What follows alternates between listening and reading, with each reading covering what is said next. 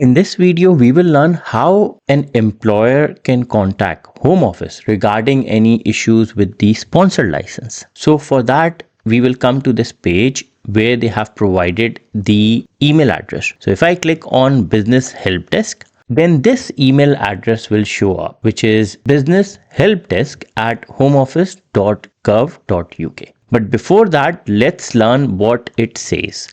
So if we click on this Business Help Desk Guide for Employers, it will take us to this page, which is just one page, and it clearly explains us that what it means. To help us give you the right answer first time, we need as much information as possible from you. The subject heading of your email should contain the company name as it appears on the sponsor license and the license number. So you will mention your sponsor license, company name and license number in the subject. This will help us link any previous emails you have sent us. Provide us with your sponsor license number, name of your organization, your name, your contact details, phone number and email address. If you are seeking clarification about existing policy, please help us by clearly explaining what your query relates to, including links to the website, quoting to the relevant guidance and paragraph. Now, why am I creating this video? So if we go on skilled worker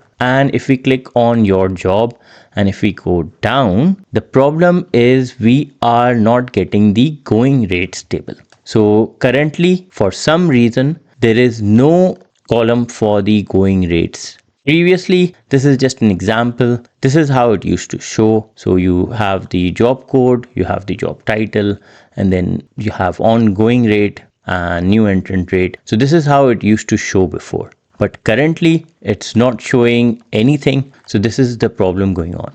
So if you wanted to apply as a business development manager, and someone who don't have any idea what was the going rate, they don't know anything. So for this or these kind of issues, if you ever have, you need to contact them by the email which I have provided. I'll put the email in the description, but if you wanted to come to this page, it's very simple. Go on gov.uk.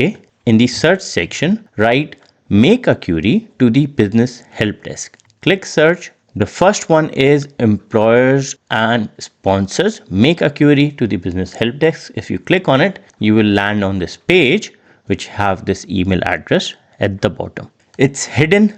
Most of the people don't think that this is where the email address is, but when you will click on it, you will get the email address like this.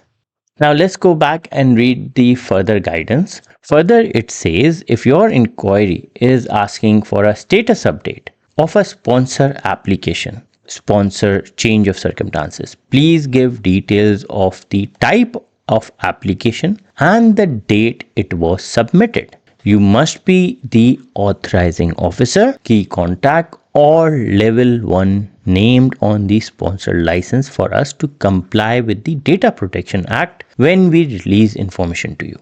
If you are inquiring about the status of an employee, now this section is very important. Most of the time what happens, we just send them an email, but then again they ask us to fill this consent form. So whenever you want to ask anything on behalf of the employee, then you need to follow these instructions. If you are inquiring about the status of an employee's application, please confirm you have sought permission from the worker by attaching a scan or photograph copy of the data protection worker consent from your email. So when we say from your email, so this is, we are talking about your sponsor license email, the one which you have used at the time of the sponsor license application. Usually we call that authorizing officer email, and provide the worker's full detail, name, date of birth, nationality, HO reference number, passport number, etc. So if we click on this consent form,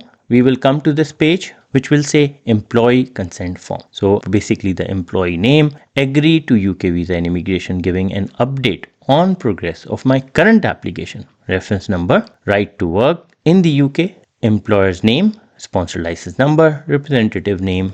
So valid for 6 months from the date of signature. The original of this form must be retained on the employee's HR file. So obviously because it's for the coming from the employee, so it should be in the employee file, or electronic format and may be requested by visiting officer when inspecting your records. So this is part of your compliance then. Now, if we go back further, it says, please note that we cannot answer hypothetical questions. Any answers we give will be based solely on the information you have given to us. Any answer we give will be correct on the date we respond. But policies are subject to change, so you should always check the relevant guidance and immigration rules before proceeding with any action based on the guidance we have given. So this is very important that you should know when you are having any issues. So when we talk about issues with sponsorship management system, we do get loads of issues. Sometimes the details are not correct.